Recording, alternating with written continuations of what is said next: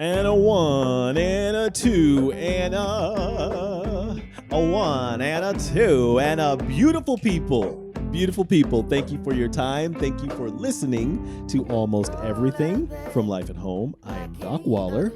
I'm Abby Humphreys. And we are both wearing different shades of pink. Is that pink? Or is that orange? I would say this is pink. Pink? Yeah. This is kind of purplish, pinkish. Yeah, that's like a periwinkle. Periwinkle? I would call that a periwinkle. Okay. And this is like a salmon pink almost. Salmon, yeah. Speaking of salmon, this is such a bad segue. This is not going to work. Speaking of salmon, but first, before we go into this little quick topic, people, we're glad that you're here listening, enjoying the show, but we want you to send us questions that we can answer on the show. Hit us up in our Instagram DMs. Leave us a voice note. Send us a 1 minute, 30 second, 2 minute voice note with a question about life, question about wellness, fitness, food, nutrition, relationships, business, tech, ambition, whatever it is. As long as it's not about politics, we will be willing to answer it. So hit us up in the DMs with a voice note. We'll play the voice note on the show and we'll answer it on the show. We would appreciate that greatly. Now, I said salmon. This is why it's such a bad segue, because I have a grocery topic. See, really doesn't work. I love talking about grocery stores. Okay. So did you see the comment that the lady made on my post? Okay, so I made a post about... Oh, yes, I did, actually. Okay, I made a post about where the best places where men... Okay, let me get your thoughts on that. Yes, I didn't... Whenever that came up, I was somewhere I couldn't listen to it, but I'd read the subtitles. Yeah. And the gist was that you're saying the best place to meet someone is in a grocery store. 100%. Okay. Because there's just something about... Now, you also have to be very attentive in regards to how you're doing it, time of day. If it's 4:45, 5:30, everybody's getting off work to try to buy something to go home to cook, that may not be the right time, right? But sometimes you'll see... Baby, I know you're listening. I think there's something about the grocery store that makes that, and I'm just speaking from the male perspective. There's something about the grocery store that keeps women off of their heels a little bit. Like if they're at the club, or if they're at a bar, they have to be a little bit more assertive, or maybe just there's more presentation and there's more... They're not the grocery store is not a performative place. Good point. That's the best way to put it, right? And so... And a lot of women are not to be sexist, but kind of in their element in the grocery store, low key. I own that grocery store when I'm there. I know what I'm getting. Yeah, and it's also, I'm in my sweatpants. Yeah. I'm comfortable. I don't give a shit, really. Yeah. That kind. And it's also if you exchange a look, you're exchanging a look with me based on this, and I'm not even in my full... Yeah. You know what I mean? It just feels a little bit more natural, home-based, kind of ground level kind of a thing. Yeah. I have gotten more those looks. People listening at home, I made a little googly eye at the grocery store than any other place, right? Really? And yes. I mean, it's every now and then I got to be careful. Sometimes you just got to know that... How do I want to put this? It's always nice to have a little flirty pass. Yeah. Oh, yeah. For sure. A flirty pass with someone, right? Not saying anything, whatever. It makes you feel good about yourself when it's you can tell that someone's thinks that you're attractive. 100%. Yeah, totally. And it's also oh, okay, I could, if I was single, and if I was interested, I would know what to say in this moment. Yes. Because it's you can play it out in your head and it's not ever going to happen, but it's just a nice little it just adds a little spice to your grocery trip. And in my mind, most of the time when that happens, I'm just I'm thinking to other dudes, y'all are missing out. Yeah. Y'all are trying to go all these other places when you can just be... And again, I also said, don't fake you're going to the store to get eggs to talk to women, because now you're being a creep. Now you're being weird. I had a situation in a Whole Foods back to freaking Whole Foods. What is up with you in Whole Foods? I stay There at goes Whole our Whole Foods. Foods sponsorship Yeah. for this. So I was at Whole Foods probably like a year ago, and I had clearly just come from like a workout class, and this man also kind of like what you were saying, like my guard was down, Mm-hmm. and so I didn't realize that he was hitting on me at first. Okay. He said something like, oh, I was getting these like veggie burgers because they were on sale, and I was getting like a lot of them. I think I got like 4 of them, and I was having to like kind of stand up on the thing because they were on the very top. So I would like get one, go put it. So it was kind of, I was making a little bit of a scene, and he said something like, "You must really like those veggie burgers or something." And I was like, "Yeah, they're really good, and they're on sale." And then he was like, "Did you just come from a workout class?" And I was like, yeah, I just went to yoga. And then I was like, okay, that's enough. And then he like would not stop talking to me, was like, oh my God, it was so annoying. And he was doing the thing where like, so I had my cart, and I was like obviously done getting my veggie burgers, and I was trying to like leave the aisle, and he would like stand in front of my cart. Okay, see? Yeah, like over and over again. And then he was like, he's like, well, I'd love to I'd love to like get your number. And I was like, I have a boyfriend. And he was like, he was basically trying to like still get my number. Oh, and like, my God. Did he what did he say? Like, what's your man got to do with me kind of a thing? Basically. Yeah. Or he was like, your man's not grocery shopping with you, something like that. And I was like, oh, that's you know what we call that, right? We call that dirty macking. Yeah. It was like, that's so creepy. Shit. And I was like, I finally had to be like, listen, I gotta go. Like, I literally was like, okay, bye. What did he say? He acted like offended, of course. I was like, I've spent like 10 minutes talking to you in this freaking freezer aisle. I'm cold. I'm wearing my like yoga outfit. Yeah. I want to go home. Like, get out of my way. But all that to say, there have been like other times, now that I'm thinking about it. Okay, can I ask a question? Yeah. Was he attractive? No, okay. No, definitely not. Okay. And he was like older than me. Okay. Like significantly. Uh-huh.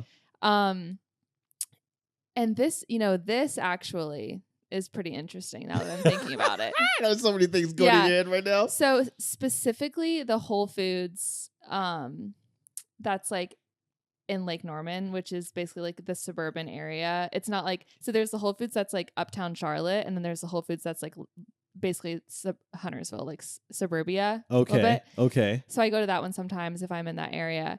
And there's a lot of the Whole Foods that's right off the interstate. Yes. Is that Lake Norman? Yes. Okay. Yep. And yeah, Charlotte people know. Yeah.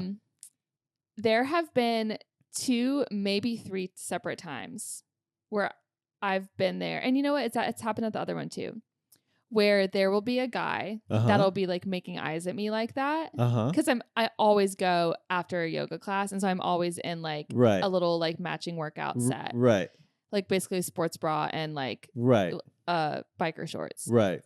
Which again, I'm obviously not going there to be like looked at. I'm just like grabbing something. Right. And there have been multiple times where I'm going and there's a guy that's like looking at me, or clearly, and I'm just like whatever.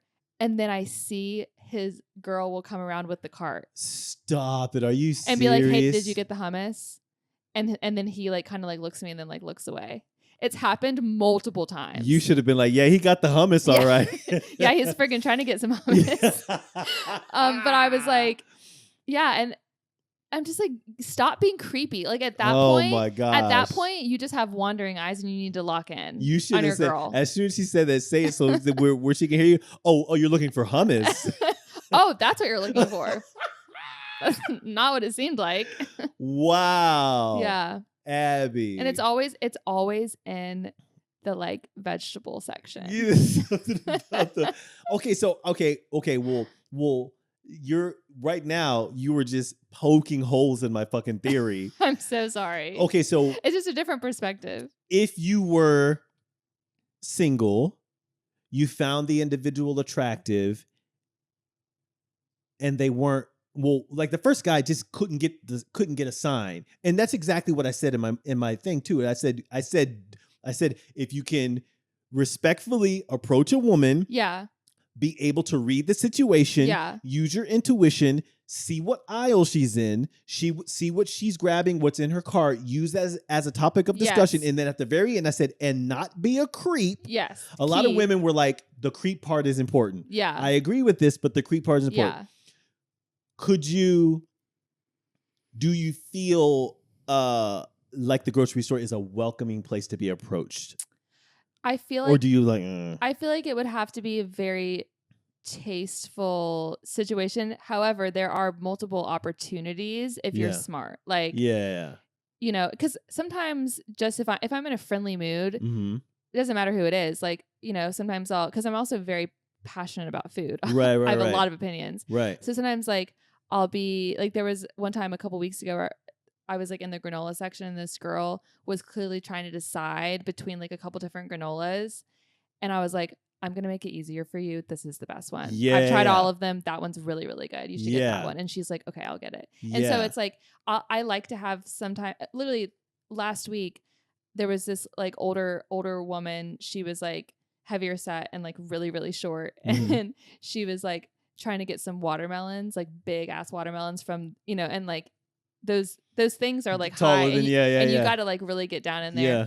And I saw her kind of like try it, and then she kind of like looked around and like tried it again, and then she kind of like locked eyes with me, and I was like, "Do you need help?" And she was like, "Oh my God, thank you." She was like, "I need 3 watermelons." You see, those are the moments if a guy is attentive, that works. Yes. If a girl's over in the, or if she can't reach something on the top shelf, like just be aware, like you can find your in. And if you can't, like, then don't. Like it needs to be natural. Yeah. Like let's see how I do this. Okay, let's play a situation. Okay. Girl's reaching. I'm right there. She's having trouble. Yeah. Do you want me to get that for you? Nope. You know I charge for this. Okay. Let's go. Let's go. Yeah, I got it. I still got it. Abby was like, yep. See, I still got it. That's what I would say. Whether I would act like I'm going to do it. I'm like, you know, I charge for this, right? And then I'm like, I'm just kidding. Here you go. Good. That kind of thing, That's right? Good. Or if she's like in the meat section. I don't know how to flirt anymore. Yeah, she's like, I'd be like, oh, okay. You're just like, oh, here. Sorry. It's like, okay. That's so funny. But or even like if they're in like the seafood section or something. But this has to be, you have to be telling the truth about this. Yeah. I made this with sweet potato the other night. Good. You gotta, if you put this in the, you want to throw this on the thing, that kind of thing. Okay, talk about. And then you have to say it and almost like start to walk away. Yeah. And if she goes, really? I was like, yeah, you know, that kind of thing. Yeah. And then you can't just like stand there and like wait for her to respond. Yeah. You have to kind of be moving away, and because that's what makes it not creepy. Yes. See, and this is why you see women post something about like some girls will be outside and they're doing the fit check, and a guy will walk by and you're like, oh, you look cute. But he just keeps going. Yeah. And all the ladies in the comments are like, we love a green flag that comments and keeps walking. Yeah. Right? Said something nice, kept it going. Yes. Right? Kept it pushing. If you give a woman the feeling and the feeling of safety that you know how to keep it pushing, yes, she will give you the sign to say, give me another 5 seconds. Yes. And then totally. and the only thing you need to do after that, if you say, oh, I made those the other day with some carrots. Going to be great. You'll love that. And you start to move away, and she'll say something like, really? Like, then you say, and then you confirm that you're telling the truth. Yeah, I just want to get a little that kind of thing. And then you just say, hey, I'm Doc. That's all. You don't say, or where's your boy? Do you have a boy? You say that kind of thing. Yes. Just and introduce. Then the way she responds to that. Yes. That's when you can say totally something super like, you with, that kind of thing. And you can say, I don't know if you're, I don't, need to be forward, but if you're not seeing anybody, that kind of thing, so. Yeah, you need to make like a Doc's guide to picking up women in the grocery. Yes. Here's because it really too. it is a craft. It's a craft. But also like the number one, I'm in the office. I mean, I say this all the time about the job that I work. I work a full-time job now to help, to fund life at home. And I'm on a marketing team, and generally marketing team is I don't know if this is a stereotype, but on this marketing team, I'm like one of two dudes. Yeah. Right. It's a female Female predominant dominantly, field, you know, the kind of thing, especially in some industries, right? Every now and then, one of my coworkers will come in with a new outfit and a new dress that I actually think is dope. Yeah. And I'm like, girl. Yeah. You know, things like, yeah. you know, some dudes can't. Because you know, like, yes, there was a time, because I worked with all men in my last job. I never, I will say, for all of their faults, never got creepy vibes from anybody there. Right. But, you know, there was one time where I got a new perfume, and I walked in, and one of the men was like, "You smell really good today." Yeah. And I was like, "Thanks, I just got a new perfume." Left it at that. There's compliments that you can make, or like, "Oh, did you get a haircut? It looks really nice." Like, there's compliments that you can make that aren't creepy. Like, just don't be a creep. Here's another thing too. They also hear me. There's a couple of dudes there, and I'll be walking by. I'm like, "Oh, Joel with the fresh cut." Yes. You know, don't just compliment the women. I will say my brother is really good about doing that. Like, hyping people up, and and if you do that to men, it becomes just like who you are, and it's not like a creepy Doc thing. notices that kind of thing. And just let's say, I won't say the name. I think I made a mistake and just said the name a second ago, but I was like, I love that. I didn't say it like that. I was like, oh, I love that dress. Yeah. Oh, I love that dress. Yeah, That's a nice dress. Like, and she goes, thank you. And they do a little that kind of thing, pockets. right? I was walking the other day, and one of them, someone from another floor walked by me. They're like, "Doc, you smell great." I'm like, "Yeah." See, me, I can if a woman compliments me, I can ham it up a little bit. I'm like, thank you, that kind of thing, you know. So, the last thing I'll say about the grocery store is, and you actually told this to me, and ever since then I've noticed it. The seafood people, like the people in the deli, not the deli that do like the sandwich cut meats. No, different. The people that do fresh deli, the deli, like the meat, like the steaks that's handed to you.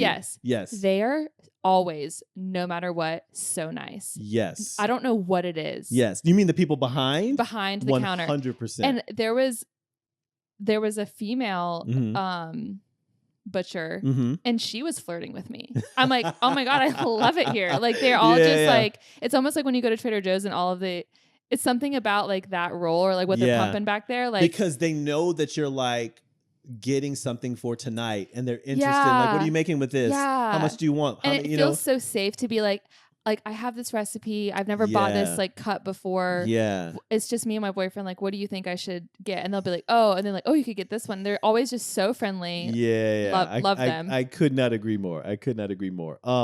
So someone commented on this post, and I need you to read it. Okay. And I want to get your thoughts on that. Okay. Men don't do grocery shopping. Their moms, sisters, side chicks, girlfriends, for the moment being, wives do this. Look at you. What? There's so many people who are like, girl, like, that's a woman that wrote that. A woman wrote that? Yes. A woman wrote, men don't do grocery shopping. Their moms, sisters, side chicks, girlfriends, for the moment being, wives do this. And I'm just like, what? I responded. Is she like complaining that men don't do anything, or is she saying that like men shouldn't go grocery shopping because that's a woman's job? I think that's what she's saying. I think she's saying like, dudes don't. What are you talking about? Why are you telling dudes to go find a woman in the grocery store? They don't do that. I responded. I said, I'm waiting for the punchline. Yeah. like no. Like what? What world do you live in? Could you be with a guy who says he's not going grocery shopping? Okay, so doesn't go grocery shopping. But it's because you are a certain person. Yes, because I'm crazy. Has he went with you? Yeah. Oh, okay. And he'll go, like, you know. Yeah. But like, I am so, and I'm working on it. I'm such a control freak when it comes to food that like, I'm going grocery shopping no matter what. Like, when I'm on vacation with my family, like literally I was on vacation with my family a couple weeks ago. I did the Instacart orders. Like, I need to be in control of the food. Like, if we're going on vacation, I'm doing the grocery haul. I'm just insane. And I also really like, I love a grocery store. It's my favorite place ever. Yeah. I love a grocery store. Yeah. It's like I love going to a new grocery store. Like Yeah. if I'm somewhere, I love like a little like local market. I just love it. So it's like, yeah, if he was like, I'm not doing that, it's your job. Hell no. But it's that's just like, different. yeah, He can navigate a grocery store. Yes, but he also is playing his position. Yes. He's understanding when you not everybody can be the point guard on the field. Not everybody can be the quarterback. Yes. He understands his role in this relationship. Yes, and his role is to, whenever I get home, I love to do like this is what I got, and I show him every single thing that I bought. Sit down. Yeah, and I'm like, okay, so I got this, and this I'm going to use for this. He's like, no, literally, that's what he does. He's like, ooh, that looks good. Yeah. And I'm like, and I got 6 of these because they were on sale. He's like, oh, great deal. We'll love those. You gotta hype you up. See? Yes. Yeah. And then I make the food, and then he hypes up the food. And then he does the dishes and cleans the kitchen while I sit in there, and it's great. We got our situation. There you go. I mean, I really I love me a grocery store, but I also am in a relationship now where her rules around food win. Yeah. Period. Because she's more one. I considered myself incredibly healthy, but she's also a functional health certified functional health, so her opinion right, and so her opinion is educated. So, and I love being with someone who is like upping my game or making me increase my standards. So I'm okay with, I'm I'm never going grocery shopping and just dropping them for her. Like, here, I'm gonna check with her. You know what I mean? I'm going to see, what do you want? What's your list? That kind of thing. And so sometimes you got to fall. But to say like no men do it is just, or to say for this person to say that's not their job. Yeah, come on, really. All right. It is time for the greatest questions on the planet, or the greatest questions in the world.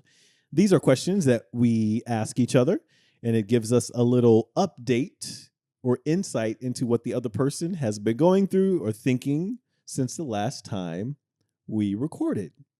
And these questions are great because you can ask yourself them, or if you're listening to the podcast, you can pause and ask the person who's sitting next to you, or these are questions that you can ask your partner at night. These are always ones that will spark a good conversation or help you understand where the person is in their life or what's going on in their life. Get it? Got it? Good. All right. I'm asking Abby because I need to think about my answers as I ask you. What did the world teach you this week that you weren't necessarily looking to learn? And by the way, we can smash or pass these. I'm going to pass, but potentially come back and smash. Okay. What's one decision, big or small, that you've been circling this week but haven't quite landed the plane on yet? Pass. Who sparked the most joy or the most interesting challenge in your world over the last 7 days? I'm actually going to smash that one. Let's do it. Yeah. So I mentioned last episode, I was in Chicago this week for work, last week for work, and it ended up just being me and one other girl. It was for a client, and it was supposed to be more people, and then some stuff happened, and it was just me and her. And and she's from Australia. Okay. And so she has like the cutest little Aussie accent, and she was like born and raised in Australia and then moved to LA probably like 10 years ago, I think, maybe not even. And so she's still kind of honestly like learning what life is like in America. And also she lives in LA, which is like not even real America. You know what I mean? Yeah. And so we were together, and like we had nothing to do other than just like hang out and talk. We were like in Ubers and like at these work events that like, mostly just us kind of standing around talking, going to lunch together and stuff. So we had basically like 3 uninterrupted days, just us. And I like knew her and like really like her and everything, but we had never really like just been a one-on-one.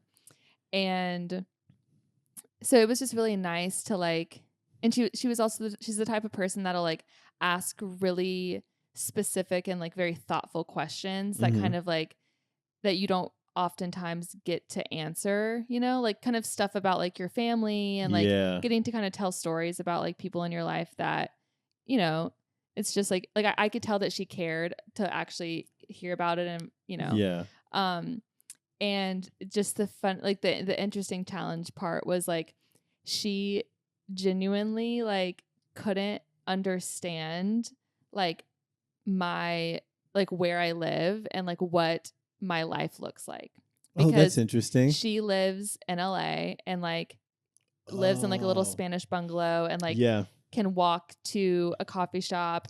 Yeah. And like she didn't really understand the concept of like a suburb. Yeah. Yeah. And so she was like, you know, and I told her, I was like, you know, we're going to California. I love California. Like I would totally move to California.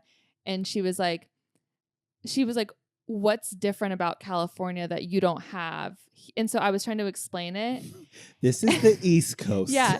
I was like, we have trees. Yeah. So I was like, well, I live in a neighborhood. And she was like, okay, so when you say neighborhood, like, can you walk to like a coffee shop? And I was like, no. And she was like, so what's like around your house? And I was like, other houses. And she was like, okay. And she's like, when you get home, can you like send me a video? And like you pull up Google Earth. Yeah. She literally texted me yesterday. She was like, don't forget to send me videos of your Oh, that is so funny. Because I was trying to describe, I was like, I do have a yoga studio that's really close to my house, the one that I teach at. I was like, I technically could walk to it, but I wouldn't. And she's like, what do you mean? And I was like, well, I'd have to like, it's just not a very walkable area. Like I'd have to cross, I'd have to like go through another like condominium neighborhood. And she was like, so what's it around? Like, is it in a shopping center? And I was like, yeah, I guess you could call it a shopping center. And she just like could not get she could not visualize it for the life of her. As long as you didn't use the word cul-de-sac, her head would have popped Yeah, off. she's like, what's that?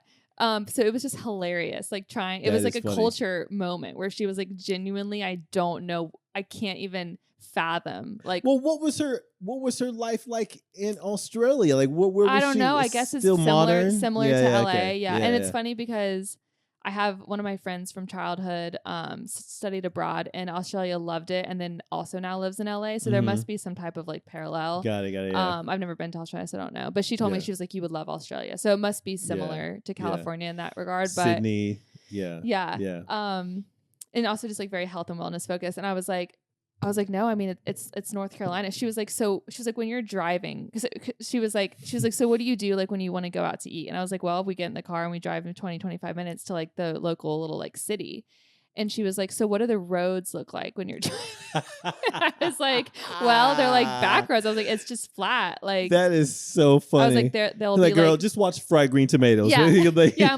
I'm like, honestly, there's like, sometimes there's cornfields, there's like, you know, little farms. I was like, it's North Carolina. What's a farm? You know where you get your milk? Yeah. Your Erewhon? Yeah. Well, no, it's funny because she literally texted me because like we landed around the same time.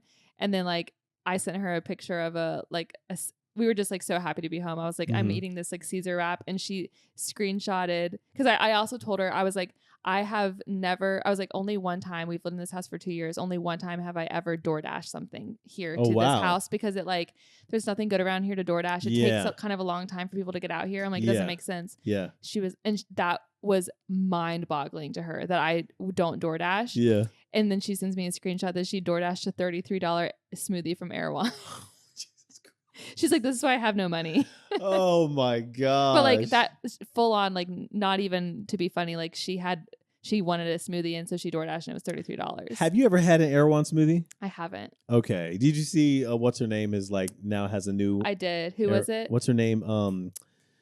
Sydney Sweeney. Sydney I think. Sweeney. Yeah.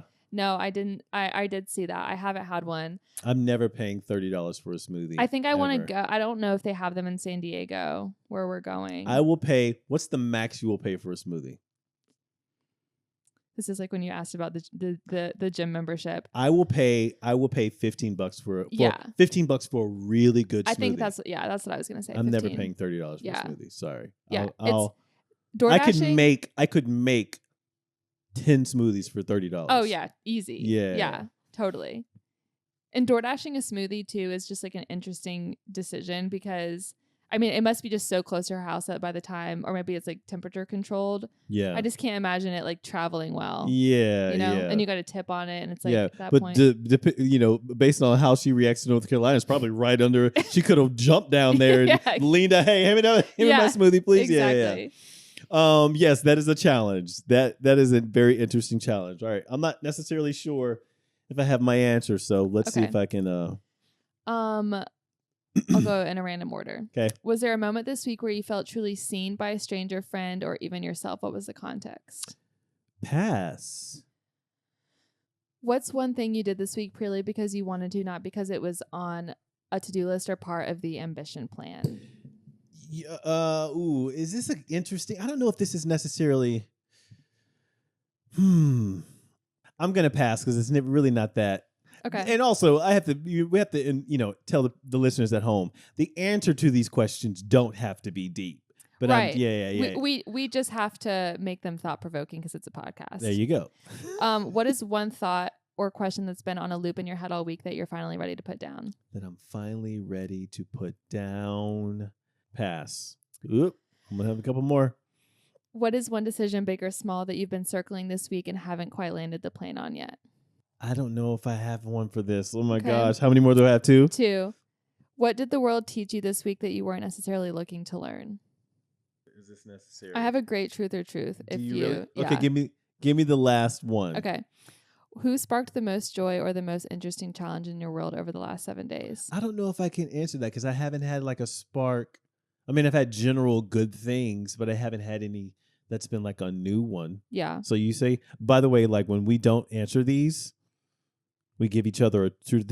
And it's not that we have to have an answer to these questions. Sometimes life, like I said, is just kind of general, and nothing happens that lands as a good answer for these questions. So at the end, we give one truth or truth.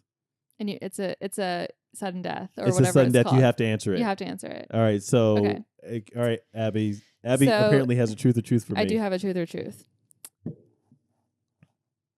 And it'll most likely require us to have a follow-up. Okay. What 7 deadly sin are you the most susceptible to? So do you know the 7 deadly sins? I can look them up quickly to run through them for you. That would be the follow-up. Okay. So 7 deadly. Let's see if you can name them. Okay, you have them? Yes. Okay. One is one's like indulgence, like with food. Yeah. What's the name of it? That one is called gluttony. Gluttony. Yeah. Okay. 7. I got to think back to the Brad Pitt movie. Have you seen 7? Yes, I think so. What happens at the end? I don't know. You would know. Okay, then I'll go watch it. Is it good? Is it scary? You wouldn't. Yes. Okay, I won't watch it.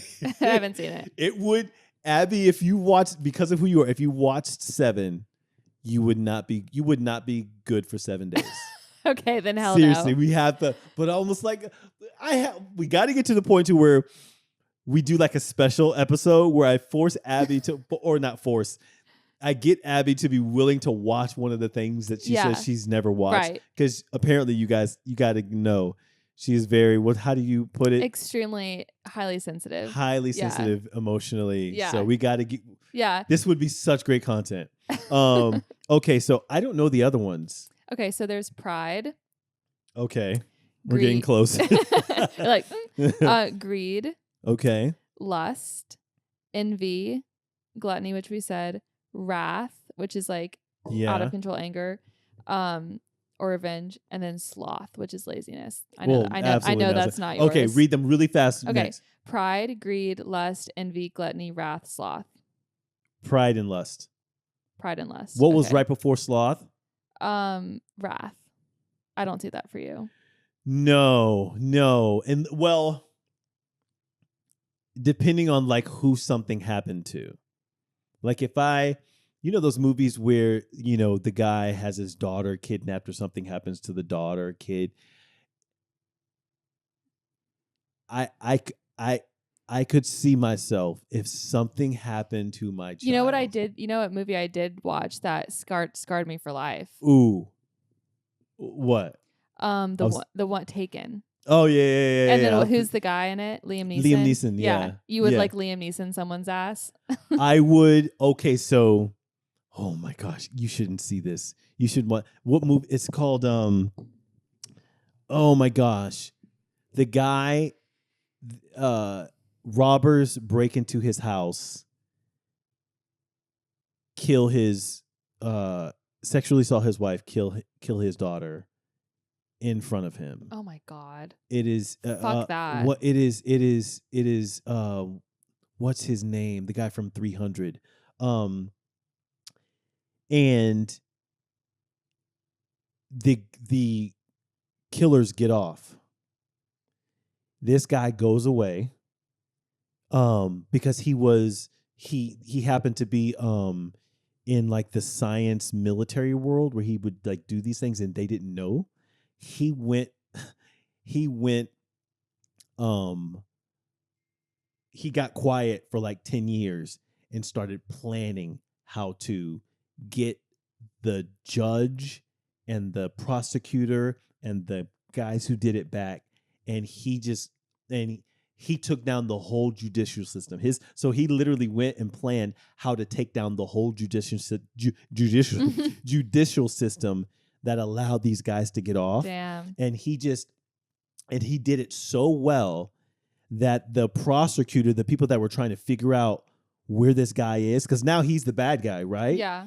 They had to bring in this guy from the CIA and meet this guy under the tunnel, and he was like telling him who you guys messed up with. Yeah. He's like, no. He was saying how this guy once killed a terrorist by putting a mechanical thread in a tie.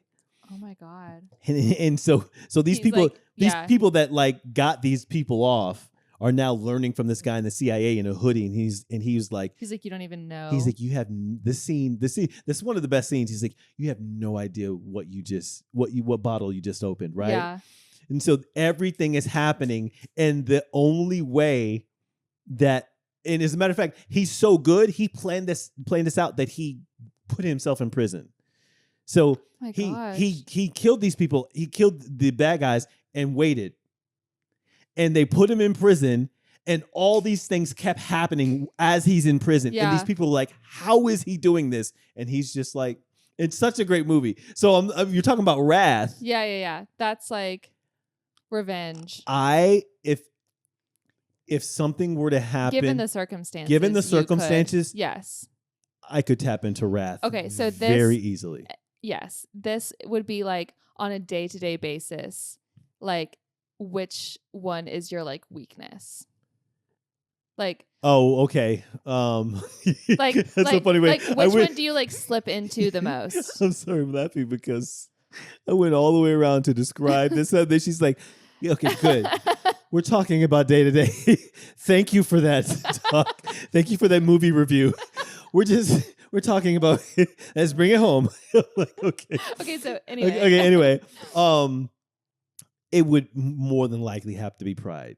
Okay. Because I'm a slightly egotistical individual. So yeah, that would 100% be pride. Okay. Anyone that actually knows me would say it's pride. Okay. Yeah. So. I would say for me it's envy, which we've talked about. Really? Yeah. We talked about this? Well, like how I told you I'm like really bad with comparison and stuff. Oh, yeah. Okay. Envy. Okay, I wouldn't see that. It's funny because like my old coworker is the one that actually told me about this question. Uh-huh. Maybe it's because she watched that movie. She said that she watched a movie that like made her think of this question. So then it has to be 7. Yeah. And I said envy, and she was like, that shocks me. And I was like, yeah, because I feel like I'm not gonna be like openly a very envious person, but like, yeah, I get jealous really easily. Yeah. Okay. Did not know that. Yeah. Or you have to, the next time you get really jealous, you need to tell us on the podcast. Okay, well. All right. Now we have Matter of Fact, folks. Matter of Fact is the section where we present an interesting fact about a topic or a happening to the other host, and we see whether or not the host has heard about this fact, and we pop into a interesting conversation about the fact. I think you're up first this time. Do you have a fact? Excuse me. Yes, I have one. You got one? Yeah, you go first. Okay, let's see. Where's mine? Okay. I have a fact that might make Abby really mad. Okay. You're going to rage bait me. Spoiling the ending. A bizarre shift in reading and viewing habits has emerged. Millions of moviegoers and book lovers are intentionally reading the final chapter or Wikipedia plot summary before starting a book or a movie. Rather than ruining the story, readers claim that knowing the ending eliminates narrative anxiety, allowing them to actually enjoy the journey. Psychological studies on media consumption found that people who knew the ending of a story before reading it actually rated their overall enjoyment higher than those who read it with surprise twists intact. Do you need to know where the ride is going before you get on it? Are you a spoiler seeker or a twist protector? Before you answer this, I will say, I think you are a rotten human being if you ruin a story, a book, or a movie's ending for someone who has not read it. I'm sorry. I agree. I am putting you on like a list of scum. Yeah. If you just openly, willingly like ruin on a purpose. book on purpose. Yeah. Or not even just on purpose, but like haphazardly. You're just the person that just goes around ruining the end of the book of the movie. I'm like, you gotta fucking go. Yeah. I'm sorry, you can't be. It stresses me out. It's like loose cannon. Like, because it's also, especially if you know that I'm the type of person that either likes to read or really enjoys, you've now ruined it for you're like ruining someone's happiness. a bit. Yeah, like something that brings them joy. The ability to sit down and enjoy a TV show or the way something that they would want to. Yeah, like how do you not? Here's one thing that my mom does. Drives me fucking crazy. I will bring up a new show or a new movie. She'll go, "Oh, let me see," and start to Google it about. And I'm just like, "What are you doing?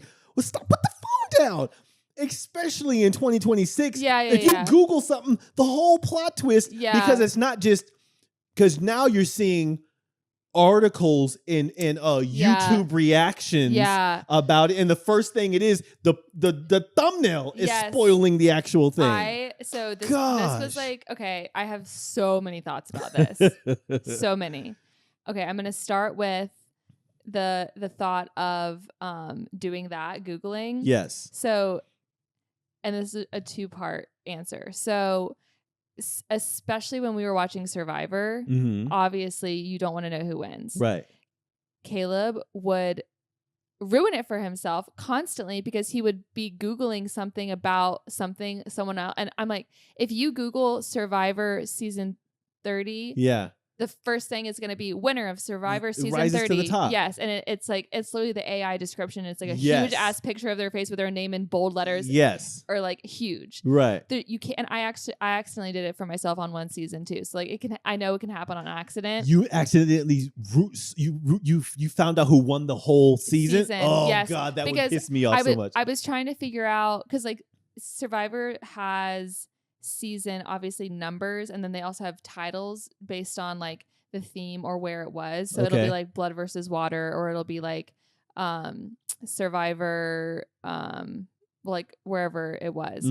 And so we were trying to remember. We were like, whose season was that? We're like, that was like this person's season, aka like they won. Right. But was that like Survivor, like whatever? Yeah. And so I typed in like, and it ended up being a season that we hadn't watched, and it showed the winner, and I was like so mad. Oh my But anyway, gosh. so that happened a couple times to the point where I was like, you're not we aren't allowed to Google anything about it. It's not worth it. We can look it up when it's done. Right. But I will say there was one season where it was a season I spoiled for myself. I knew who won, and Caleb didn't. And it did give me a different viewing experience. It wouldn't be my first choice, Right. but it was the only time I'd ever watched a season knowing who won. And it was really interesting to like see them from the very beginning, knowing that they won, and like watching it, like looking at them. And I'm like, I know they're going to win, so I'm going to see how they're doing it. Yes, but looking back, do you think you enjoyed it more than you would have if you didn't know? I think it was just a different type of enjoyment. Like it was just a different lens. Yeah. So there's that. And then the other piece of it that I've heard before, and I fucking hate this, is when someone is like, if it's an old movie or an old show or an old book, they'll be like, the statute of limitations, like it's over. So like you should know by now. Yeah, so but not with me. Yeah. So there was one time where I was, so, and also I haven't seen like obviously I haven't seen a lot of movies and TV shows. Right. I didn't grow up watching like, my dad was kind of strict about like what we watched. Mm-hmm. And so, I didn't really watch a lot of the, bangers. I didn't watch like Friends. I didn't watch like Grey's Anatomy. I didn't really watch those and so I started watching Friends a couple years ago with Caleb, and there was, I'm not going to say it obviously, but like I was telling one of my friends that I was watching it, and she's like, "Oh, have you gotten to the part where?" And I was like, "No. Are you kidding me?"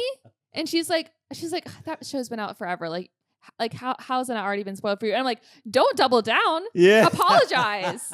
How dare you? Like act like I should have known that. Like, no." Yeah. I was so mad. So I don't agree with that. Like the statute of limitations, I will say, if someone accidentally spoils something for me and like feels genuinely really bad, I'm not going to be like, "I hate you." I'm going to be like, "It's okay." Like we all make mistakes. I've probably spoiled something for someone on accident too. But when they like keep eating, they're like, what? Like, what okay, you got to get it. You got to get you got to get out of here. So that's my first feeling about it.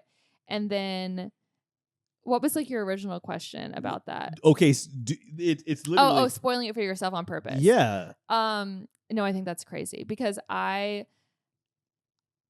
perfect example. I'm reading a book right now, and it's a series, and so at the end, and it's called The Seven Sisters, and so each book is about a different sister, and at the end of each book, it'll kind of like preview what's coming next in the next and usually it's like the story ends and like picks up with the next sister, so it is somewhat chronological. And so I'm on like the 5th book now, and for some reason the way that they did it in this book was the preview was something that happens in the middle of the next book. Okay. And so I'm reading it knowing that something happens. Yeah. And it was like a foreshadowing, but it was like something bad. And so the whole time I'm reading it, I'm so anxious because I know what the bad thing is. Right. I would almost rather, because obviously there's always going to be something bad that happens in the book. There has to be some type of challenge. Right. But I don't want to know what it is, because then it's like, it ruins the story. Like, so the whole time I'm reading it, I'm like 40% through the book, and I'm like, I know what's going to happen. Like, I know that this person's going to die, or like this is going to happen. And I'm like, the writing would have to be spectacular to rescue your interest. Yes. If they present that in the beginning. And so far this has been my least favorite book of the series, because 40% I had to read 300 pages knowing what was about to happen, and then finally the thing happened, and I'm like, okay, I knew that was going to happen. Can we move on? Wow. So I was so mad about that. Wow. But I have reader friends that do that, especially with like a scary book, is they'll read or they'll look up like what happens, and I'm like, I just can't. Absolutely not. Yeah. There is so much that I avoid. Yes. Just to make sure that I protect it at all costs. And it's also why, as I'm working, I just watch movies and series that I've seen a million times. Yeah. I'm just playing that in the background. I would not dare play a movie that I've never seen before in work. Yeah, you have to be locked in. Okay, so what's like your favorite shows? What are your favorite shows or movies to watch when you're working? Okay. Like, what are your comfort shows? That's such a great. Right now. Yeah, give me your right now, and then give me like your all-time comfort shows. Right now, I consistently watch as my comfort shows while I'm working. Yeah. While I'm working, I watch shows about founders. Okay. Like really popular founders. So there is a TV show called Super Pumped about Travis Kalanick, who is the founder of Uber. There is that's on Hulu, or I think it's some multiple places. Is it like a docu-series? No, it is with Joseph Gordon-Levitt. Oh yeah. Yeah, Joseph Gordon-Levitt plays Travis Kalanick, the founder of Uber. It's a scripted series.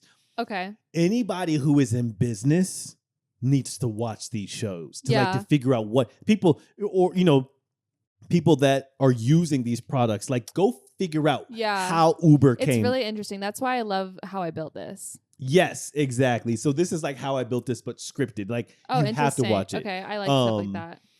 We Crashed, which is about WeWork. Okay. About Adam Newman, the guy who founded WeWork. WeWork is that big popular co-working space. There's a show called The Dropout. So do you know Elizabeth Holmes? Do you know who Elizabeth? I think so. Yeah. So Elizabeth Holmes is the founder of Theranos. The thing that would take your blood and test your blood. She ran that company. Okay. Now she's in prison. Yes. Yes. There is a TV show called The Dropout that Hulu did. These are all scripted series. It's based on real events. I watch The Dropout, We Crashed, and Super Pumped over and over and over again because it's about founders who do these really stupid, dumbass things that ruin their company. I just every time I watch it, it just reminds me what not to do. And you're like probably picking up new stuff every time you watch it. I just love. There's something about seeing an individual, at least maybe for my personality, seeing an individual in like a startup company or whatever, ruin it. And it just like, it locks it away. I'm a person that gets the example. Yeah. Like you have to tell me twice. Yeah. If I mess up something, I'm going to mess it up once. Yeah. Right? Like seeing that I can just, and so sometimes when I'm like envisioning things, I'm just like, okay, I got to make sure I don't do, those kind of things. So I love seeing examples of people that do the dumb ass thing. Because you can learn from their mistakes. Yeah, and even somebody like Travis Kalanick, who's the founder of Uber, he's still a billionaire. Yeah. But his company could have been a certain number of things if he didn't make all these dumb decisions. Yeah. So I love watching those as I work. Just my normal comfort show. Like if I'm not working. Yeah, like if you've had a bad day and you just like don't want to find something new to watch and you just like while you're cooking maybe or just like in the background. Maybe Martin. I don't know what that is. Martin Lawrence, even Martin Lawrence, like a comedy. No. So you Martin. Okay, so Martin is the TV show. Gosh, Abby, you're making me feel I'm not even gonna say old because I'm not old. Martin? Oh yeah. Okay, remember that? Okay, yeah. So I feel like that's what would come on. Have you seen those themes and those reels where it's like whenever you were sick as a kid and you would like fall asleep on the couch and you'd wake up at 3 a.m. and it would be like the George Lopez theme song. I feel like that would be in the same vein. 100%. Like it's playing at like 4 a.m. when you're like on the couch. 100%. Martin, maybe Orange is the New Black. Okay. I kind of watch in the background, my comfort movie is The Intern. Yeah, that's a great one. With Robert De Niro and Anne Hathaway. That's a great one. I just play that. I love the fact that she has her like warehouse team and her startup company. Like I'm just like some life at home. I'm gonna be riding my bike. That's a feel good movie. I love that movie. Yeah, that's one of my favorite movies of all time. So it's so sweet. Okay. Let me scratch that. That's one of my favorite comfort movies. It's different. Yeah. It doesn't rank as like. It's not like a film. No, not a film. Yeah. There's a difference between movie and film. A film and a movie. Yep. Yeah. Yep. I know it. I know that much at least. Yeah. I haven't seen a lot, but I know that. Okay. So that was my fact. That's Love so it. funny. Your fact. My fact. So I need to like. You always have such a nice little like way to read it. Because I have a question. Oh, good. But I don't really have a eloquent fact. That's leading okay. up to it. Ours can be different. Okay, we bring something different to the pod. So, have you heard of people talking about beige flags? Almost like the dog, like golden retriever. Is that something different? So it's kind of like, I'm sure I could find an article that's like the rise of the beige flag or something. Right, Whatever. right, But basically, there's green flags and there's red flags, and then right. there's beige flags. This can't be good. Like in a relation, or like just as a person. Like Okay. everyone has all three. Right. So my question is, what's your biggest green flag? What's your biggest red flag? And what's your biggest beige flag? So I'll give you some examples of a beige flag. Okay. A beige flag is like, on the surface, it doesn't necessarily seem good or bad. Okay. But like could end up being a red flag or could end up being a green flag. But it just depends on like, so I would say one of my beige flags is that I, like we just talked about, am obsessed with grocery stores. Okay. Or that I like need to be in control of the grocery situation. Yeah. Which yeah, like it's beige because it's like, depending on how you look at it, like could go one way or the other. Okay. That's my beige flag. What's your beige flag? Wait. You said your beige flag is loves grocery stores. Yeah, you could put it that simply, yeah. And why could it turn red? Because I'm like a control freak. Okay. You know what I mean? Okay. Got it. So yeah. It could teeter into something bad. Yes, like I had someone tell me but one time. But that's not a red. That's not his red flag. That's your red flag. Right, no, that's what I'm saying. Like as a like I'm self-identifying my own. Base. That's your base flag. So I'm okay. Yeah. So like when I'm asking your biggest green flag, like you're saying like for me, for you, like if someone were to look at Doc and be like, that's Doc's green flag, like not saying what you look for, but as a person. Okay. Good. Yes. My biggest green flag is, I'm just really taking this, I would probably say my ability to hear, my ability to listen. Yeah. To make someone feel like they are being heard. Yeah. And heard and safe. Yeah, I agree. That you know what I mean? Yeah, like I'm gonna let you know that I absorbed what you were just trying to deposit. Totally. That's my green flag. Yes, I agree. It's a great one. Red flag.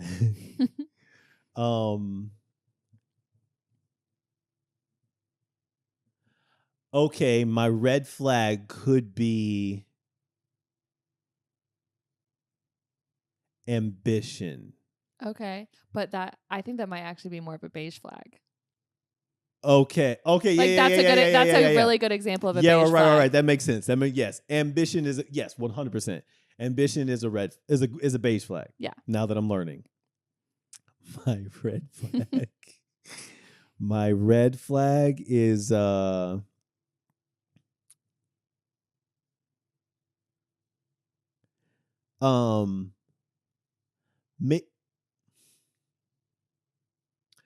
I'm not gonna say this. Maybe bluntness, which could be beige, but it's also just like, I don't know.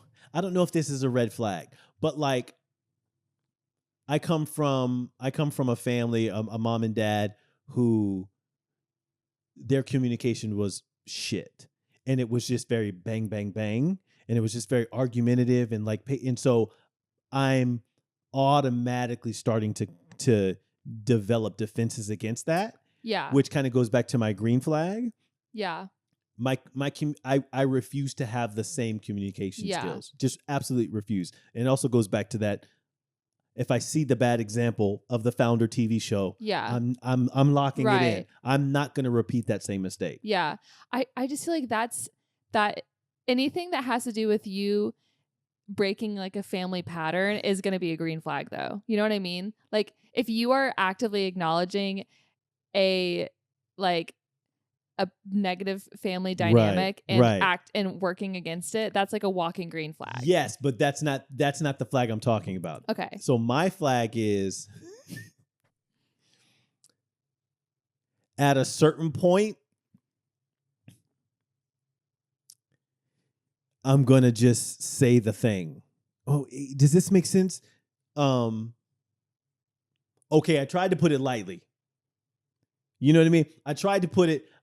I'm going to go once softly. Yeah. I'm going to go twice softly. I'm going to go, and then okay, now you're not fucking hearing me. Okay. See, I still just don't think this is a red flag. This answer that you're giving is similar to when someone's like, "What's your biggest weakness?" And you're like, "I'm a perfectionist." Yeah. I hate. Okay, so a green flag, because that's I like that about you. I don't think it's a green flag. I don't think it's a red flag. A red flag, I would say, is something that like you're almost embarrassed to admit because it might point out other things about you. It's like, you know, like when someone's like, "Oh, that's a red flag. Like he does that. What else does he do?" Like something that like it could be something silly, like something minor, like almost like could maybe be even like a serial killer type behavior. Okay. You know what I mean? Red flag. I can tell you what my girlfriend. Yes, that's what I want to know. Okay, I can tell you what my girlfriend thinks my red flags are. Yes. And it's like it's on the backside of a very green flag. Okay, yes. For her, yes. The way that I cook, the way that I treat her at when I cook, how I cook for her, my intention in being able to cook for her, she absolutely loves that. That's a big part of our current relationship. Food, cooking for each other, time. That's right. The way that I handle certain dishes, I know for a fact, she's like, I might need to end this relationship. Like what? Because this motherfucker. Because like the other day, I'm like scrubbing a pot that I cooked, and I just completely forgot the bottom of it. Okay. Completely, and I put it over, leaned it next to the clean things, and I'm over here doing something else. She goes, "What is this? What is this shit? What is this?" And I'm just like, I swear, like I'm not gonna. The proof is right there. I'm caught red-handed, right? So maybe certain lack of attention on certain small things, because my mind is always kind of. That's a good answer, right? Yeah, and I feel like I'm similar. I have that too. Like sometimes I think it has to do with like sometimes my mind is, and this is not a good thing, like my mind is in a different place than where my body is. And so it's like sometimes I'll even be like talking to Caleb and he'll be like, "You just said that." Like I'll like ask him a question and he's like, "You just asked me that question 2 seconds ago." Like I'll be like, "How was your day?" And he'll be like, "Oh, it was good." And then like we'll be talking about, it's like, "So how was your day?" And he's like, "Do you have short-term memory loss?" And I'm like, "No, I just like," or sometimes like little things that or I'll like put my phone like on the back of the toilet when I'm going to the bathroom, and then it's like just scatterbrained almost. Okay. Like that's now I'm getting close. I'm getting close. When it comes to human attention to detail, I'm damn near flawless. Yes. Because I can say something and she'll kind of just like smile like, "Oh yeah, you saw that. You got that." You're extremely observant and you're extremely intuitive. That. Yeah. 100%. Now, my attention to detail with something I left in the bathroom. The things that matter. Her attention to detail in regards to like things that are around her. Yes. It's like fucking 007. I'm just like, and like, I'll do something and before I apologize, I'd be like, "How the fuck did you see that?" Yes. How did you? I almost want to be like, "Who are you? Jason Bourne?" Like that kind of thing, right? So yeah, my attention to detail sometimes with like logistic, like tangible things can be annoying for somebody that's very attentive and loves things in their place. Order, that kind of thing. Okay, that's a good one. That's good. I'll accept that. I don't feel that. I think that's fine. Did you say what's your green flag? I think my biggest green flag would maybe be similar to yours. Okay. very much so. Yeah. Very much so. Which is why yeah. we have a podcast. There we go. Yeah. But I'll take it a step further to say, that, because I saw something the other day that was like the best thing, like the best quality in a partner, or like in this person's opinion, was that you could like take them somewhere with you to a party, to a social gathering, and you don't have to worry about them. Whew. And I feel like that is a big green flag for me, is like, you can bring me anywhere, and like, I'm not gonna, I don't have, which is obviously it's fine to have social anxiety, and like everyone has a little bit of it, but it's like, I'm not gonna be like freaking out if he like leaves me. Yeah, like, you're not intimidated. Yeah, like I can make friends, I can have a conversation, I can, be Right. comfortable in a social setting. Right. And I feel like that kind of translates in a lot of ways, which is a green flag. I feel beige. like my beige flag. Do you have one for me? Maybe. Okay, say it. Empathy. No. But see, that's like a good thing, Oh, I see what you're saying. You see what I mean? Yeah, because it goes down the path of like, I think being like really, really sensitive could be like a beige flag. Okay. Because okay. Yeah. Because then it's like, oh, you want to have a movie night? Well, I'm not going to be able to find a movie that I can watch. Maybe my beige flag is that I'm like, I don't really like watching movies. Oh no, that's a red fucking flag. That's a red flag. I mean, like,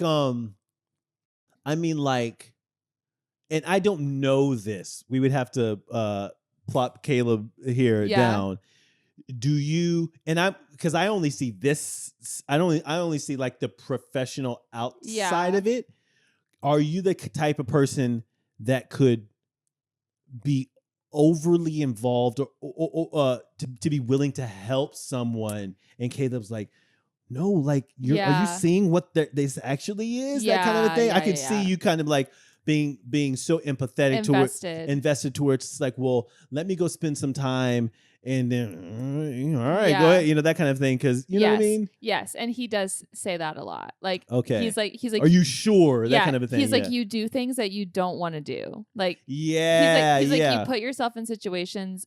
I think, oh, maybe it's just that I'm like a yes man. Like, I say yes a lot. Like, I'm very like willing, and I don't necessarily. Yes, and so, okay, so there's a different. You're not a yes man, meaning like there's some boss over and you're agreeing with everything to support his ego. Yeah. Not that type of yes man. Yeah. Like P. Diddy had a bunch of yes mans. That's why he's an idiot. That's why he does all the thing. Yeah. You're not I'm not like compromising my values. Yes. But I'm saying yes. I'm overextending myself. Yes, that kind of a thing. Yeah. I don't know why I had to bring P. Diddy into this conversation. It's okay. It brought us home. It brought us back. Yeah. So yeah, I would say that's definitely a beige flag of mine. And then a red flag, a straight up red flag.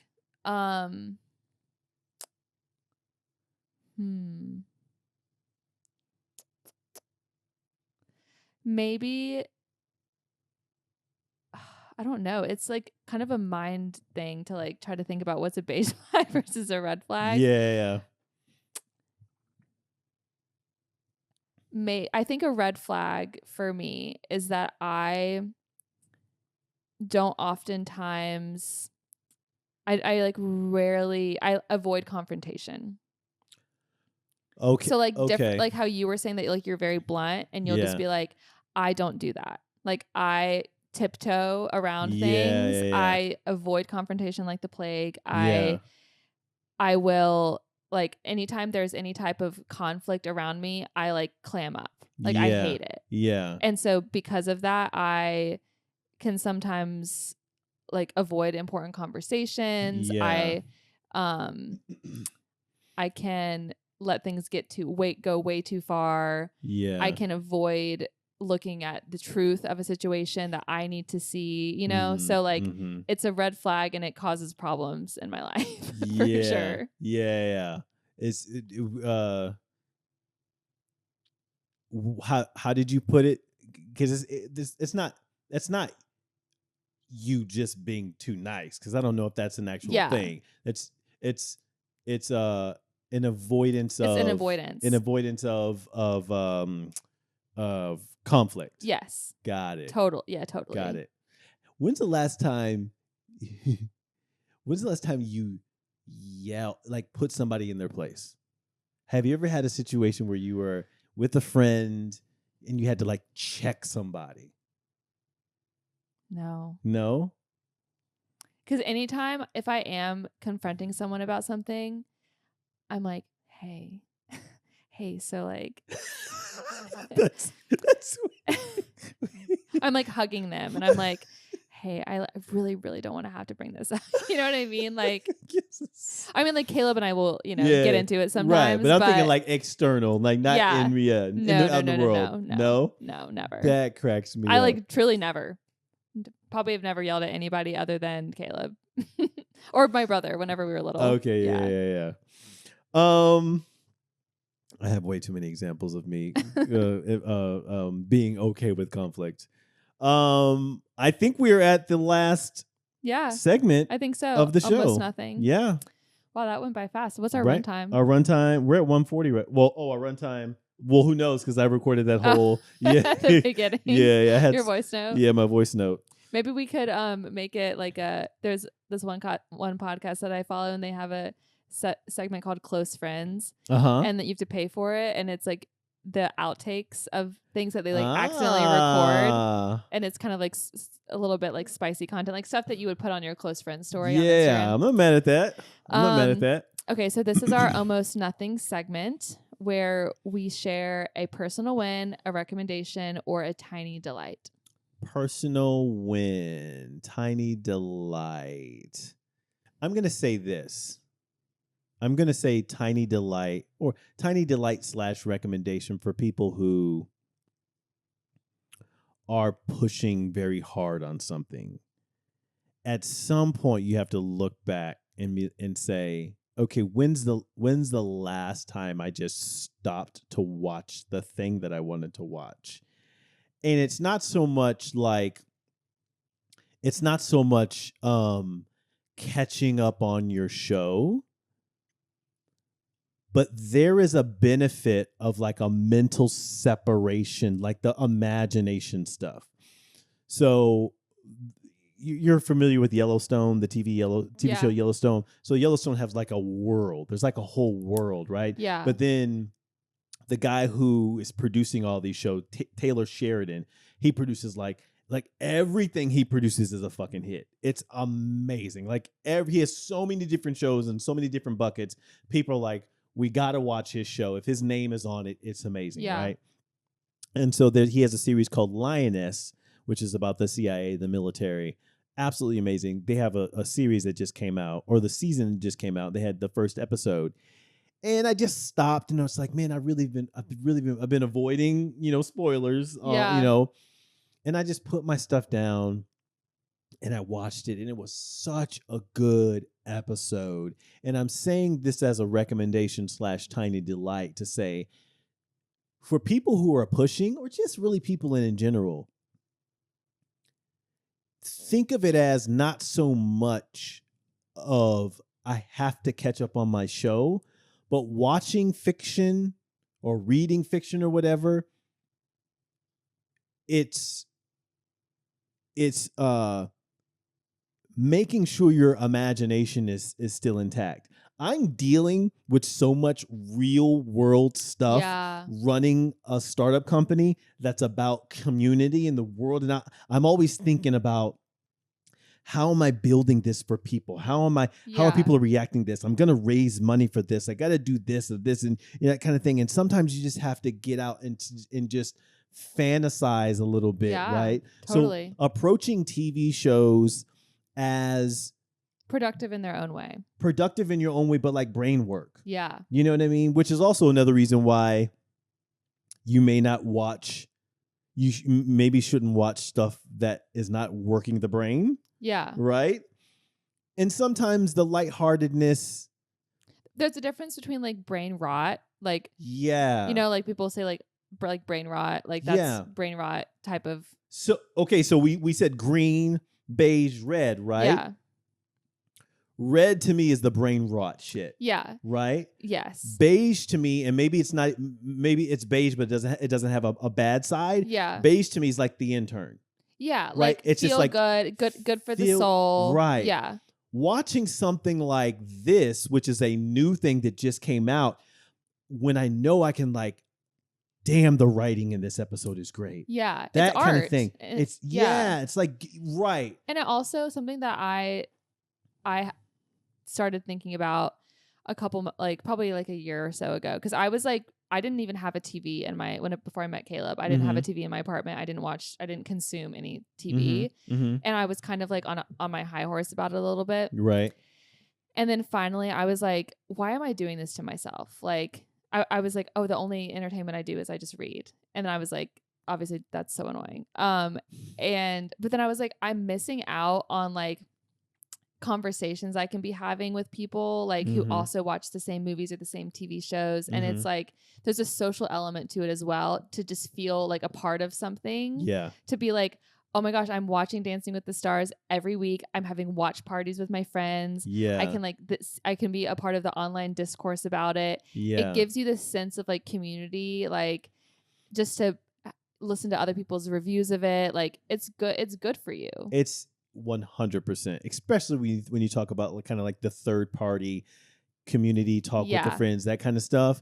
And then another reason why I did it is because I was listening to a podcast and they started talking about lioness and I had to cut it off. Yeah. Right now that now allows me to go back and enjoy the podcast a little bit more. Totally. Right. But I'm also a fan of like these like, and that's a TV series. My favorite films are like independent films that will never reach the theater. You know, that's like my background. I just love indie films that are slow burn slow burn dramas that are just very human centered. Yeah. And like force you to think about relationships that you don't have, or the way people will approach something serious or things like that. So I guess my recommendation is to understand how taking that break to spark the imagination, how much of a good break that is for the other work that you have to do. Yeah. Like understand that's like that's maybe not like a workout. That's like almost like taking your brain to the spa. Yeah. It's like active recovery. You know, like in a workout, people are like, this is like an active recovery. Yeah. That's kind of what I think. That's a great way to put it. That's a great way to put it, because, now I can, episode title? Active recovery. No, there was way too much stuff. There was way too much good stuff in this one. I got to go back. During this episode, I thought 3-4 times. Yeah, so have I actually. Yeah. I just the episode was so fucking good.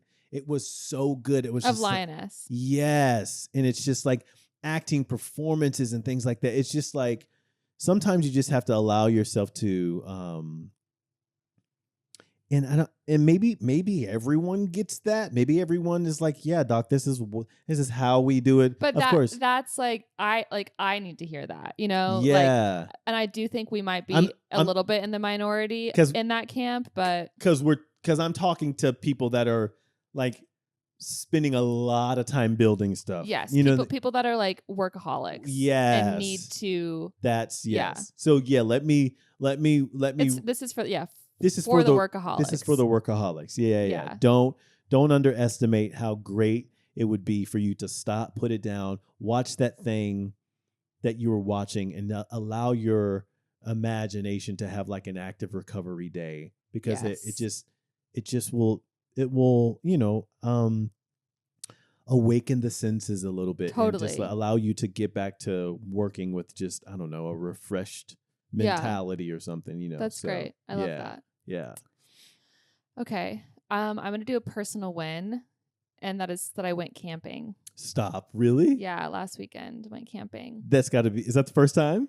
Second time actually. Okay. Yeah.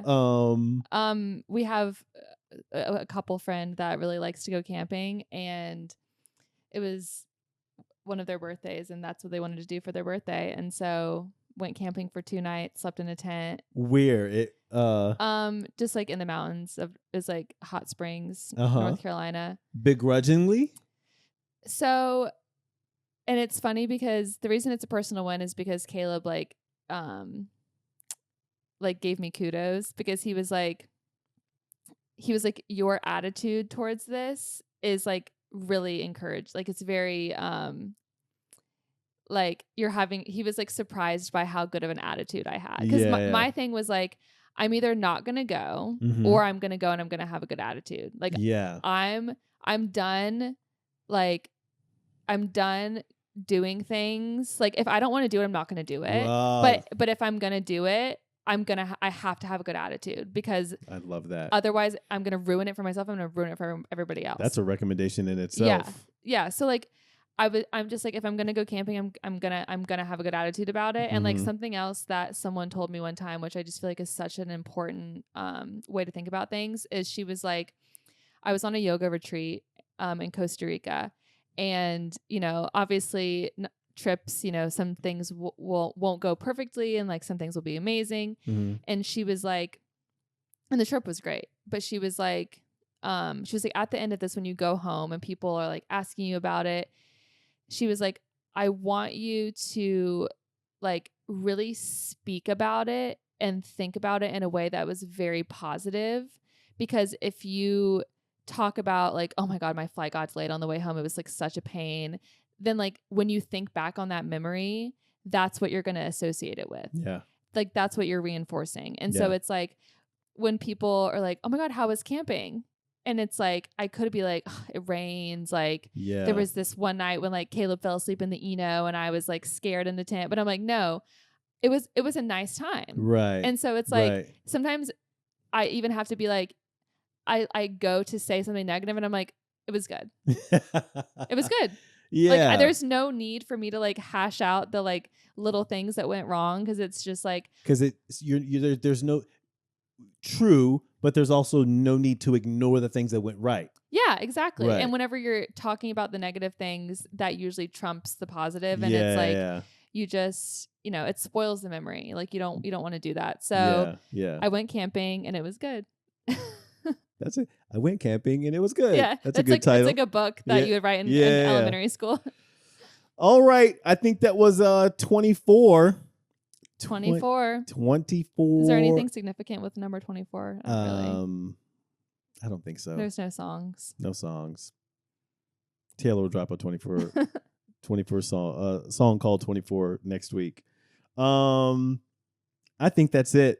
Another great episode. 24 episodes down. People, we thank you for listening and tapping in and spending your time with Life at Home, with almost everything. You know what? You guys have been great. Go in peace.